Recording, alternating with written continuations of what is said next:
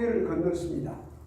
홍해를 건너고 거기서 이제 모세의 노래, 그 유명한 모세의 노래 또는 바다의 노래라고 라비들이 지칭하고 있는 모세의 노래를 아주 길게 하나님께서 그 말씀을 모세를 통해서 쓰게 하시고 또 그것을 기록하게 하셨어요. 그래서 다른 6개의 이제 그 축가들과 함께 제 7대 찬가들을 우리가 이제 지난 시간에 잠시 생각을 했습니다. 오늘은 이제 우리가 신일산을 향해서 나가는데 오늘 여러분 나눠드린 그 교재를 보시면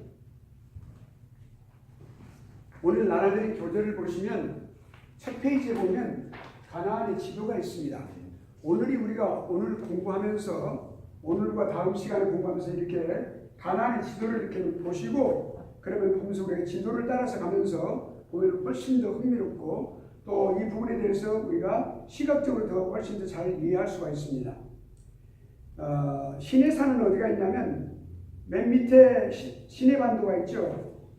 그 사이나이 반도, 그 시내 반도 왼쪽에 애굽이 있고 그 다음에 수에즈만이 있고 거기 건너서 홍해를 건너서 그 홍해 그 북편에 있는 바로 그 시내 반도가 있습니다. 그 시내 반도 그 남단이 최남단인데 가데스 바네아라고 있어요. 그 지도가. 나중에 이제 여호수아가 그 가데스 바네아까지 완전히 남부를 다 통일하는 아주 완전히 정복하는 그런 시점이 바로 가데스 바네아입니다. 그런데 그 시내 반도에 시내산이 이제 있어요. 그런데 거기서 홍해를 건너가지고 계속해서 남쪽으로 계속해서 인도를 하십니다. 바닷가 쪽으로 해서 계속 남쪽으로 인도를 하고 계시는 거예요. 만약에 거기서 홍해를 건너가지고 그냥 그대로 직접 가면은 그렇게 빠른 길인데도 불구하고 이쪽으로 내려오게 하신 이유가 있어요. 하나님께서 그 아주 맨 위에 여기 지도에 나타나지 않습니다. 애굽의 지중해 그 홍해 맨 위에 그 수에즈운하인데요. 왼쪽으로 쭉 올라가면 거기면 그 돌출 부분이 있는 바로 거기가 이제 이스라엘 백성들이 떠났던 장소입니다. 거기 떠났던 장소고 라암셋이라고 바로 그 지역이 이제 이스라엘 백성들이 살았던 장소예요. 애굽과 이쪽에 팔레스타인과의 국경 지대입니다.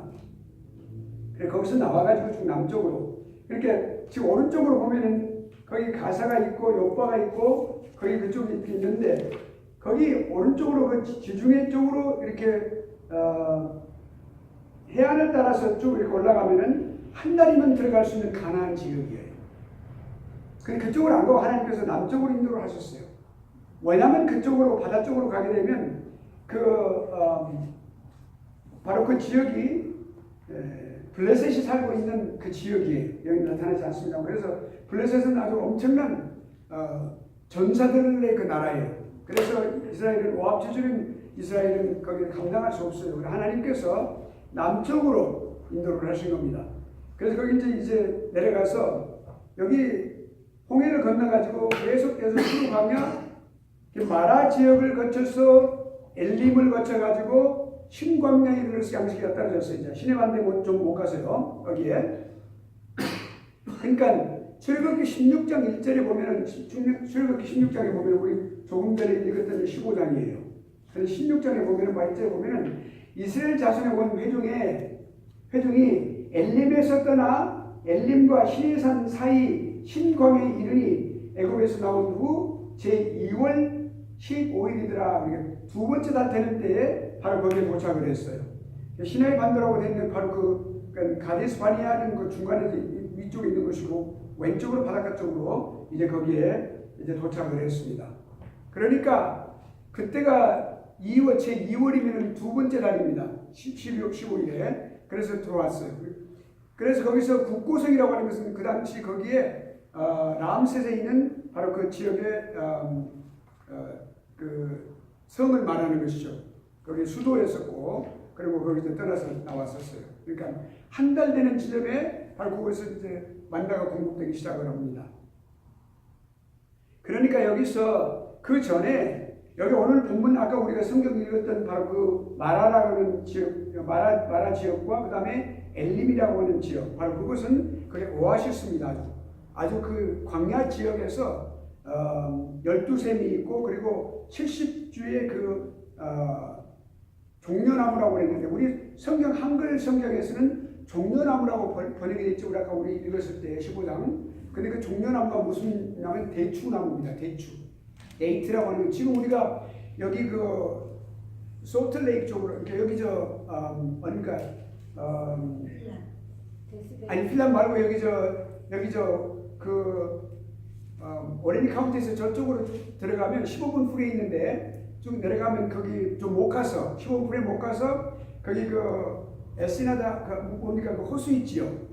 우리가 엘시노 그쪽 지역에 가면은 바로 그 호수 옆에 이 데이트 우리 성경에 나오는 바로 이 종려나무가 굉장히 큰 것들이 많아요. 아주 전부터부터 높은 것들이 많아요. 거기에 열매가 대추가 이렇게 커요.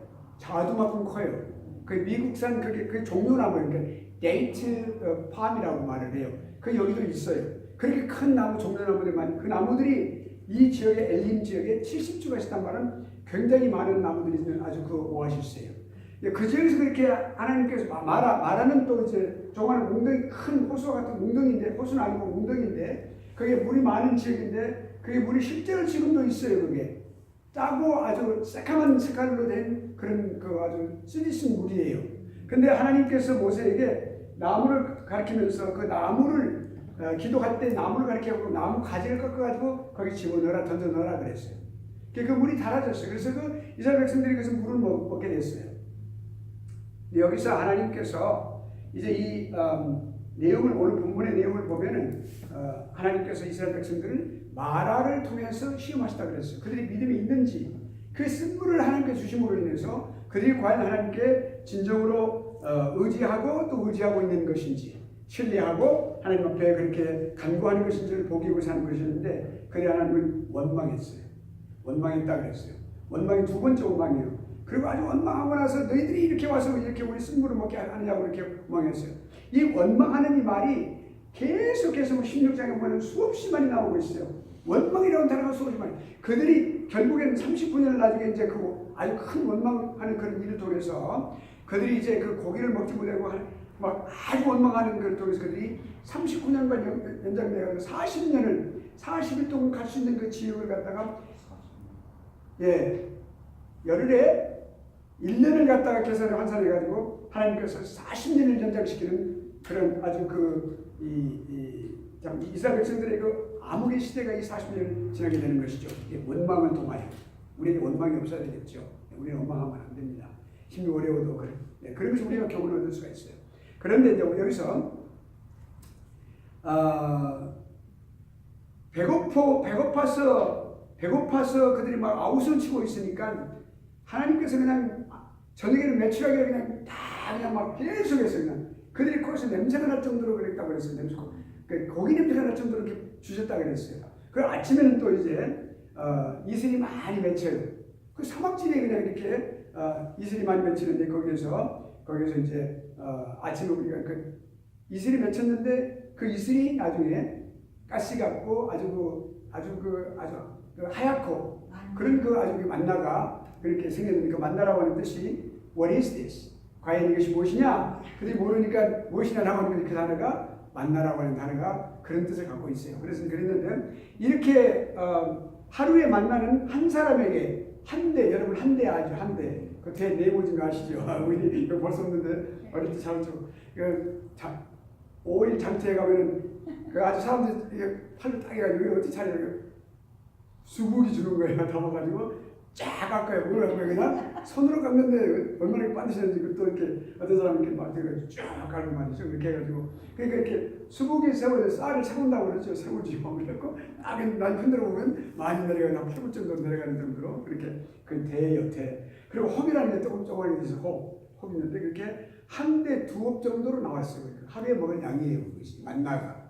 그리고 며칠하고 더불어 이렇게 고기를 주셨고 그래서 이렇게 됐는데 많이 욕심 많은 사람 많이 거두겠죠. 힘이 적고 그런 사람은 적게 거두고 그러나 결과적으로 보면 해보니까 결국엔 많이 거둔 자나 적게 거둔 자나 똑같았다 그랬어요. 그러니까 하나님의 균등의 평균의 법칙이 거기에 적용이 된 것이죠. 자, 그래서 그렇게 해가지고 이제 그렇게 그랬는데 만나는 거기서부터 나중에 40년 동안 그들이 가나안 땅에 들어가가지고 그 땅의 소산물을 먹으면서 유월절을 거기서 지냅니다.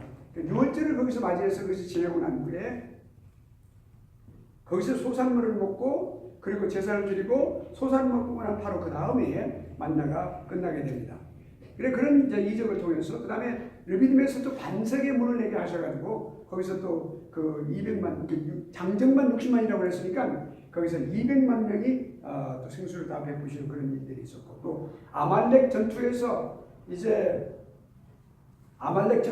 여호수아를 통해서 보내서 이렇게 전투하게 하셨는데 거기서 이제 모세의 팔을 올리고 내려가면 또 전투가 또 지고 또 올리면 그러니까 옆에서 이제 아론과 훌이 거기서 딱 팔을 붙고 있었고 하는 그런 일이라든지 그래서 여호와 니시로 승리하는 여호와 니시라고 하는 말은 여호와는 나의 깃발이 되신다.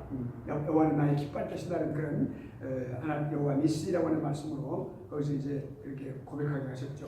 그래서 거기서 이제 또 그다음에 모세가 장인을 이두라는 장인을 이제 모시도록 해가지고 거기서 보니까 계속해서 모세가 모든 일을 다 하고 있는 거예요.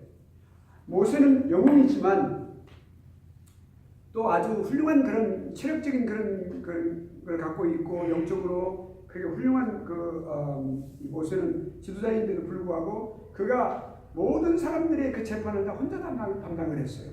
그러니까 모세의 장인 이두로가 와서 보니까 이것은 안 되는 일이다.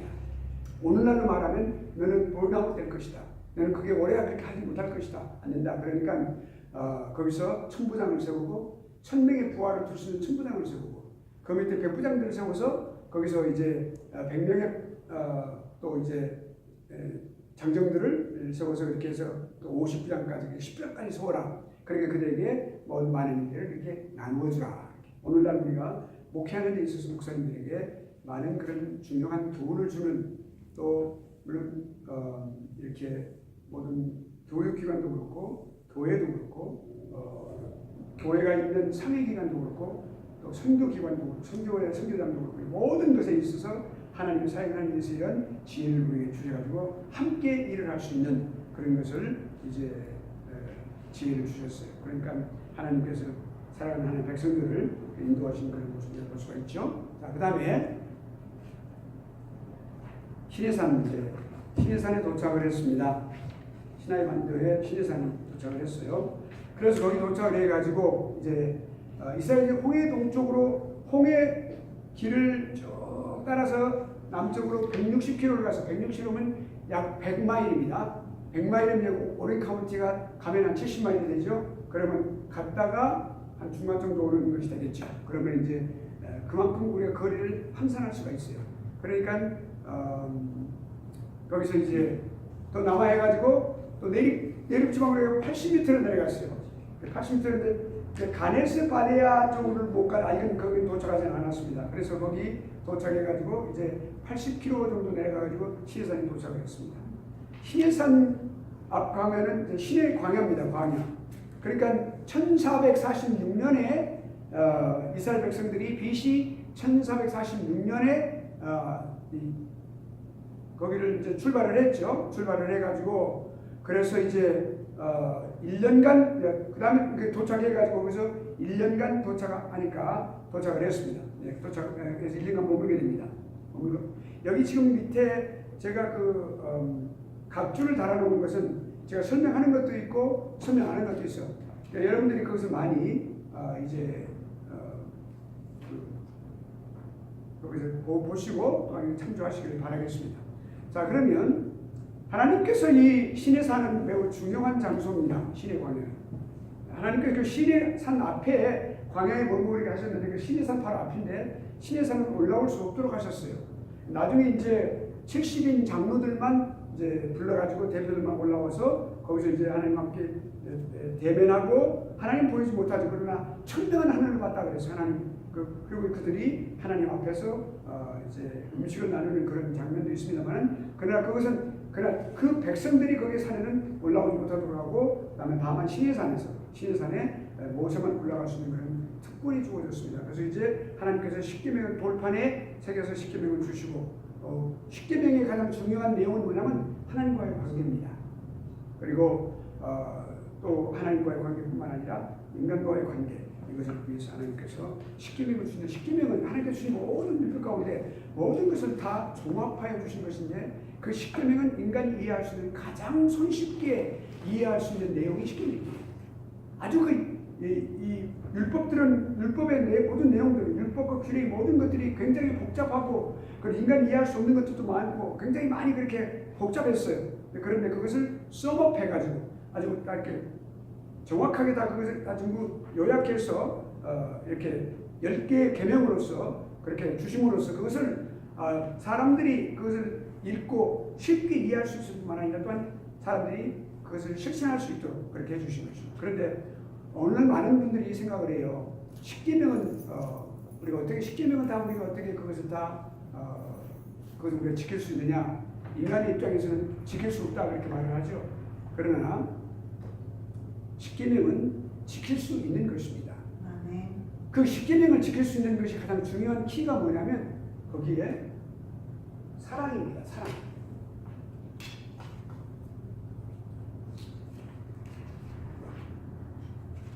예수 그리스도께서, 그러니까 바울이 고린도전서를 쓰기 전에 예수께서 생전하는 예수께서 사역하실 때, 공생애를 하고 계실 때 예수께서 그러셨어요.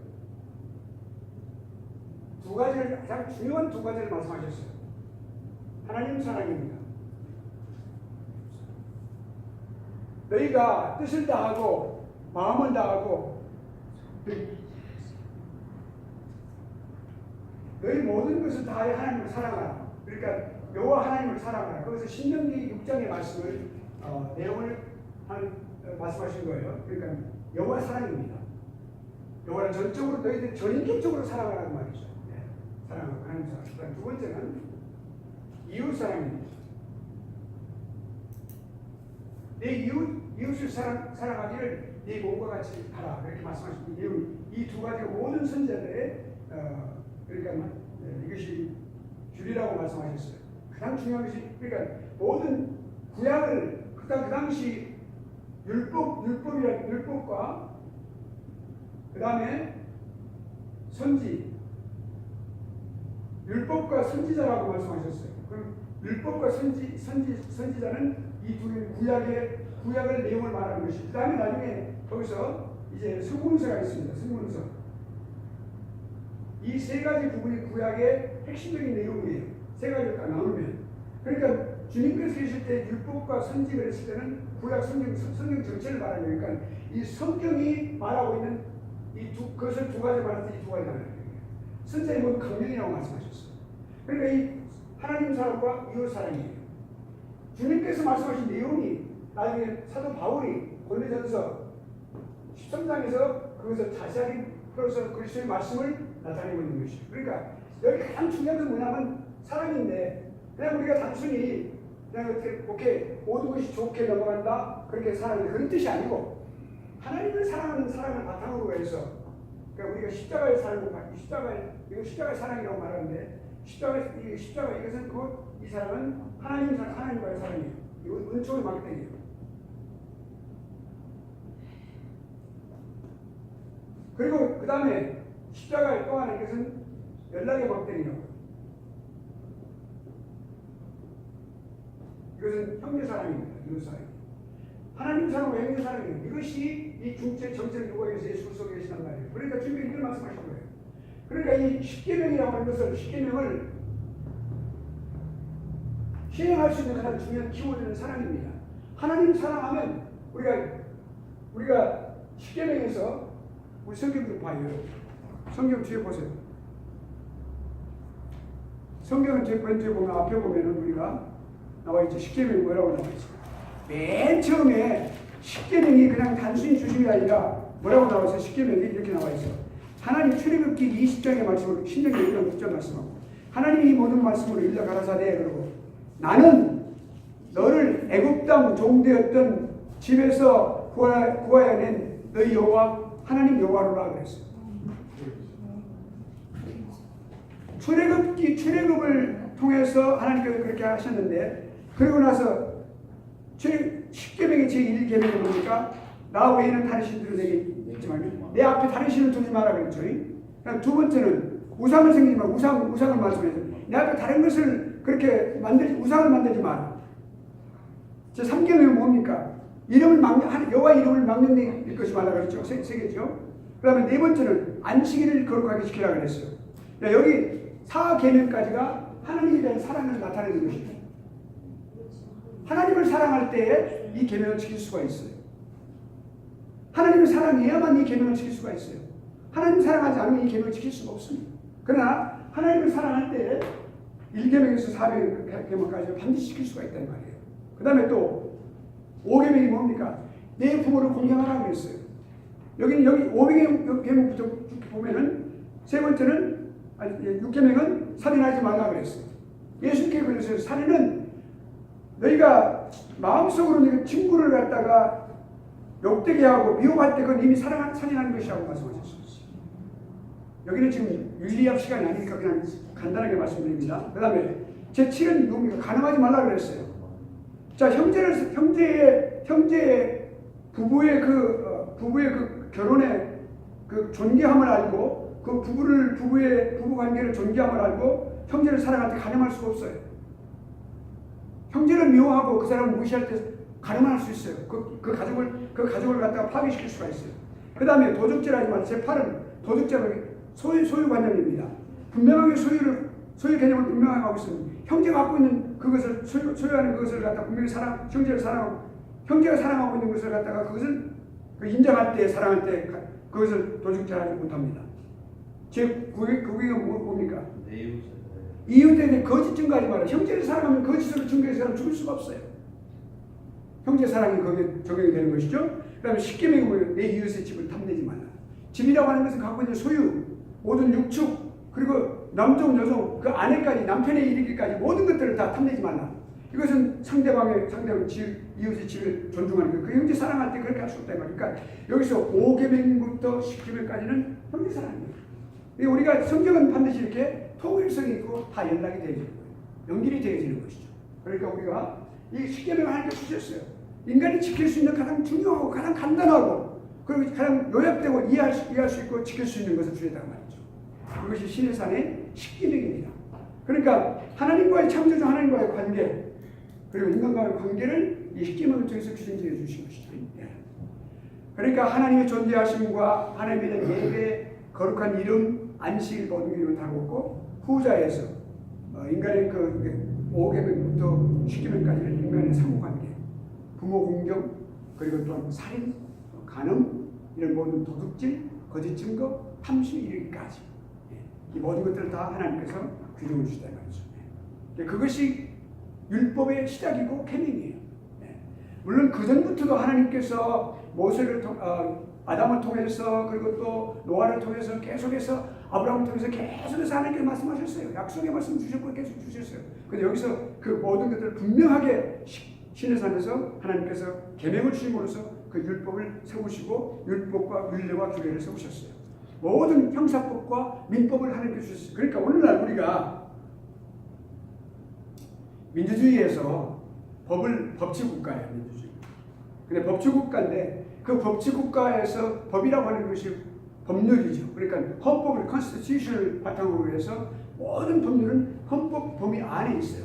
헌법이 위배되면 안 되죠. 그러니까 한국에서 헌법 소원을 해서 헌법재판소에서 헌법에 비추어서 그것을 옳고 그름을 말하는 것이죠. 그렇죠? 모든 법률 또는 행한 것 또는 시행명령 같은 거 이 모든 것들 그런 것들 다 하는 것이죠. 그러니까 그것은 한국뿐만 아니라 미국도 마찬가지로 모든 민주주의 국가에서 그렇게 되는 겁니다. 그러니까 이런 헌법을 바탕으로 해서 나오는 모든 법률들, 이 모든 법률들이 그 법률 위에 어디가 있어요? 위에 우주적인 법이 있어요. 그것이 곧 하나님의 법입니다. 이것이 곧 근본적으로 나오는 것이 신에서 주신 모든 율법을 바탕으로 된 것이에요. 자, 그러면 우리가 그걸 알 수가 있어요. 그 정신이 그렇게 알 수가 있다는 말이죠. 그러니까 우리가 결국엔 하나님의 종들은 여기 여기 지금 공부하시는 분 가운데서 이제 앞으로 하나님 종들도 나오고 이미 하나님의 종들도 계시고 하나님의 종들도 나오실 겁니다. 그럼 하나님의 종들은 무슨 법을 따라요? 물론 세상의 법을 따르죠, 당연히. 그러나 그 세상의 법이 하나님의 법과 일치가 되지 않을 때는 하나님의 법을 따라야 됩니다. 우리가 그냥 우리 준법 정신을 가지고 훌륭한 시민들이 돼야 되겠지만 그냥 우리 그 정신을 가져야 돼요. 자, 봅시다. 사도행전에 보면은 성령이 마시고 성령이 강림하셨습니다. 그리고 나서 이제 사도들이 성령의 충만하심을 입고 능력을 입고 그리스도의 복음을 전하러 나갔어요. 그런데 유대인들이 그 지도자들이 거기서 이제 잡았어요. 그러니까 거기서 공회 석상에서 사도들이 말할 때 이렇게 말을 했어요. 자, 보라. 우리가 사람을 우리가 따르는 것이 그것이 정당한 일이냐? 아니 하나님을 따르는 것이 정당한 것이냐? 우리는 하나님을 따른다. 그렇게 말했어요. 그리고 담담하게 아주 당당하게 말을 했죠. 그리고 그래서 그들이 더 이상 어떻게 할 수 없었어요. 그래서 이제 위협하고 놓아졌죠. 이렇게 나와서 형제들이 거기서 이제 사도들과 형제들이 다 전부 하나님을 찬양하면서 그리스도 복음을 계속했어요. 그러니까 그리스도 복음을 전하는 그런 상황에서 그렇게 했다고 말입니다. 그러니까 우리가 지금 이 세상 법은 하나님의 법을 계속해서 거역하기 위해서 계속 이렇게 나가고 있어요. 이렇게 동성연애를 갖다 허용하는 법이라든지 또 신학에 대한 그런 어떤 신학적인 그런 부분에서 그걸 갖다가 완전히 아이솔레이트 시켜가지고 그렇게 잘못하는 법이라든지 미국에서 지금 일어나고 있는 현실이라고 말입니다. 그러니까 그런 부분에 대해서 우리가 부단히 하나님의 법이 적용되고 이 법이 모든 헌법과 법률들이 하나님 법에 상위에서 합당하게 나아갈 수 있도록 우리가 기도하고 그렇게 해야 된단 말이죠. 그런 정신을 가지고 나가야 될 것입니다. 만약 이것이 계속 세상법이 이것을 하나님 법을 어기고 나아가게 되면 결국은 교회는 존재하지 못하는 그런 데까지 존재하는 데까지 많은 그런 이제 핍박을 받고 하는 데까지 나아가게 되는 그런 일이 생기게 될 것입니다. 그러니까 하나님께서 이런 법을 주셨어요. 그러니까 하나님께서 그렇게 주셨는데 그 법 가운데서 가장 중요한 것은 뭐냐면 하나님 이 시내산에서 그 십계명뿐만 아니라 모든 율법이 주시는 가장 중요한 것은 뭐냐면 아주 강조된 것이 있어요. 그 강조된 것이 뭐냐면 추가적으로 강조된 건 뭐냐면 이스라엘 백성의 순종입니다. 순종. 하나님께서 시내산 율법을 주신 것은 언약이에요. 이 언약을 우리가 잘 이해를 해야 됩니다. 그러니까 율법을 잘 이해해야 되는 것이 시내산의 율법을 주셨는데 우리가 오늘날 우리 말할 때 너무 율법적이다라고 말하는 사람들이 많이 있어요. 그래서 하나님 말씀을 갖다가 하나님 말씀을 적용하고 정을 살아야 되는데 이렇게 하나님 말씀을 정확하게 적용을 시키면 그것이 너무 율법적으로 살지 맙시다 이렇게 말하는 사람들이 있단 말이에요. 그건 잘못된 것이에요. 그러니까 하나님 말씀을 잘못 이해하는 것이죠. 율법적인 것이 절대 아니에요. 율법적인 것은 어떤 형식적인 것을 말하는 것이 아니란 말이죠. 리걸리스틱이 아니에요. 리걸리스틱이라는 말을 말하는데 그건 아니에요. 그것은. 하나님 말씀 잘못 이해하는 것이에요. 하나님 말씀은 뭡니까? 율법이라고 하는 것은 결국엔 언약이에요. 언약. 하나님의 율법은 하나님께서 주신 언약의 말씀이에요. 그럼 우리가 언약이라고 말할 때는 우리에게 어떤 베니핏이 있으니까 좋아하지요. 다 기뻐하지요. 그렇죠? 언약 하나님께서 약속을 주셨어 우리에게. 그리고 언약 주셨으니까 너무 좋아. 우리 그거 지켜야지. 그럼 여러분 언약 지킨다고 하는 것은 결국에 율법을 지키는 거예요. 율법 지킨다고 하는 무슨 말입니까? 하나님 말씀을 지키는 거예요. 그게 우리 잘 알아야 된단 말이죠. 그러니까 결국 율법이라는 것은 따로 떼어서 말씀과 상관되고 언약과 상관되는 것이 아니에요. 반드시 율법은 결국 언약이에요. 언약은 하나님의 말씀이거든요. 그러니까 우리가 구약 그러면 올 테스트먼트란 말이 언약이라는 말씀이에요. 그 신약은 말이 뉴 테스트먼트예요. 예, 그게 신약이란 말이 새로운 언약이란 말이에요. 그러니까 결국엔 우리가 율법이라고 말하는 것은 결국엔 하나님 약속의 언약의 말씀 말하는 것이고 그것을 누가 완성했어요? 예수 그리스도가 완성하셨어. 그러니까 우리가 구약을 무시하면 안 된다고 말이죠. 예, 원래 우리는 할례를 받지는 않습니다. 그것이 세례라는 새로운 형태로 바꿔졌어요. 그러나 그 언약의 정신, 율법의 정신을 우리 지키는 거예요. 우리가 또 안식을 지키는 거예요. 우리 안식을 우리 유비우는 참 잘하고 있어요. 학생들이 말이죠. 썬데이 체프라고 했단 말이에요. 썬데이 체프라고 하는 학교 거의 없어요. 이 세상에 없어요 지금. 유비만 있어요. 너무 중요한 거예요. 그거 왜 그렇습니까? 그것은 안식일 지키라는 안식일의 개념을 갖고 있기 때문에 그런 거예요. 지키기 위해서. 안식일은 원래 구약부터 주신 거예요. 구약에서 주신 거예요. 창조의 정신이 기들어 있는 거예요. 만일에 이 율법을 우리 없애버리면 안식일도 없애버려야 돼요. 그리고 예수 그리스도가 부활했으니까 오케이 우리는 예수 그리스도의 부활만 지키는 거지 우리는 안식일 지키는 게 아니다라고 말하는 거죠. 노노노. 토요일날 지켜왔는데 그것이 그 정신이 그대로 주일로 옮겨진 거예요. 초대교회들은 그렇게 다 했어요. 다만 거기에 어떤 정신으로 예수 그리스도의 부활을 기념하고 그리고 그거를 우리가 감사하는 그런 축하하는 그런 축제 그런 마음으로 우리가 주일 예배를 지키는 거예요. 그러나 그것이 안식일을 지키는 거죠. 안식일을 지키라 그랬어요. 그러니까 주일 성수하는 것이 안식일 지키는 거예요. 그러니까 우리가 언약이 언약. 근데 이 언약에 있어서 가장 중요한 게 있어요. 하나님의 중요한 언약이 있어요. 축복의 언약이 있죠. 근데 그 축복의 언약이 있는데 가장 중요한 것이 하나님의 조건이면 이 언약의 조건이 뭐냐면 이스라엘 우리 하나님의 백성들의 뭐예요? 순종이에요. 말씀 순종이 있어요. 근데 이 순종이 있는데 이 순종이 이루어지지 않을 때 하나님께서 우리들에게 징계를 주시는 거예요. 하나님은 우리에게 오냐오냐하고 애들을 갖다가 오냐오냐해서 어린아이들 오냐오냐해서 다 들어서 키우는 게 아니에요. 부모가 집에서 자녀가 잘못하면 해줄 때죠. 안 돼, 너 그래. 아이들이 칼을 달라고 너 칼 줘요? 너 죽어 그거 안 돼. 딱 뺐죠. 그러고 그냥 궁둥이 해가지고 다 때리잖아요.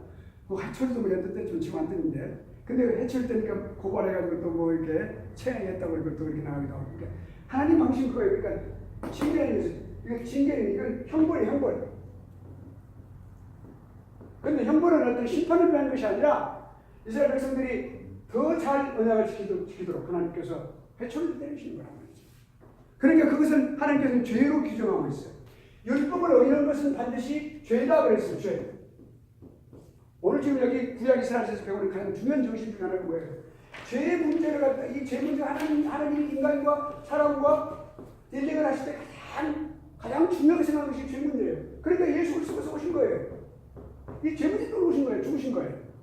그러니까 이 죄 문제를 갖다가 해결할 때 구약에서 어떻게 해결하냐면 제사로 했어요. 제사라는 제도를 하나님께 주셔가지고 여기 출애굽기 지나면 나게 이제 창출 레민 그러죠. 레위기. 그 출애굽기 다음에 그 레위기가 나오죠. 그 레위기 전체가 다 제사에 관한 문제인데 왜 그렇게 그러셨을까? 그거는 바로 인간의 죄 문제가 그만큼 크다는 것이죠. 그걸 갖다가 하나님께서 그걸 갖다 솔루션, 그 해결하기 위해서 제사를 하셨는데 그 제사를 늘 바라보며 장차 오신 예수 그리스도를 바라보는 거예요. 제사가 모든 것이. 그러니까 여러분 성막에서 공부하셨죠. 성막에서 제사 문제 공부하셨죠. 그러니까 그 잘하셨어요. 그것도 하나님께서 이 이스라엘 구약 이스라엘 공부하면서 여러분 더 자세히 이해하도록 그렇게 하셨는데 아주 그렇게 하나님께서 또 그렇게 하신 것 같아요. 광동수 교수님도 이렇게